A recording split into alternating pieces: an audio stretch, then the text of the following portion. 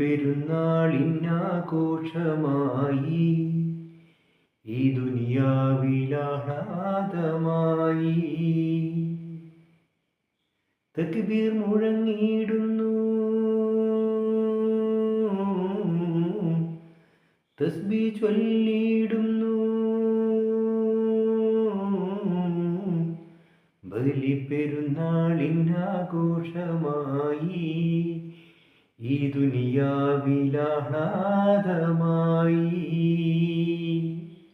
ബലിപെരുന്നാൾ, ബലിയിടുന്ന പെരുന്നാൾ, വലിയ പെരുന്നാളെന്ന് പറയും, ബലി പെരുന്നാളെന്ന് പറയും.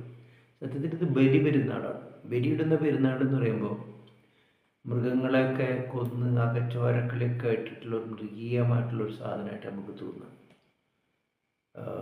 സത്യത്തിൽ ദൈവകൽപ്പന പ്രകാരം ഇബ്രാഹിം നബി തൻ്റെ മകനെ ഇസ്മായിൽ നബിനെ അള്ളാഹുവിൻ്റെ മാർഗത്തിൽ അള്ളാഹുവിന് അർപ്പിക്കാനുള്ളൊരു മനസ്സ് വാങ്ങലാണ് സത്യത്തിൽ.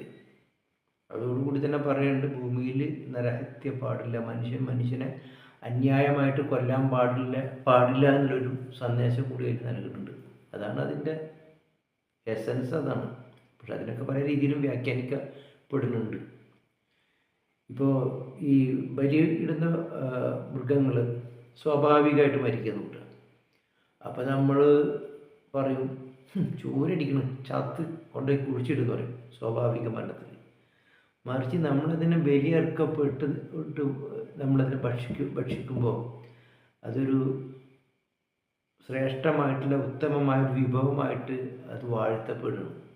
ഒരു മൃഗത്തിൻ്റെ രണ്ടവസ്ഥ, സ്വാഭാവികമായിട്ട് മരിക്കുമ്പോൾ അതിന് ചത്ത്, ശവം എന്ന് പറയുകയും അതിന് നമ്മൾ ബലിയിടുമ്പോൾ അതിനെ അറുത്ത് ഭക്ഷിക്കുമ്പോൾ അതൊരു സ്വാദിഷ്ടമായ വിഭവമായിട്ട് വാഴ്ത്തപ്പെടുകയും ചെയ്യണം. രണ്ടവസ്ഥ ഉണ്ട്.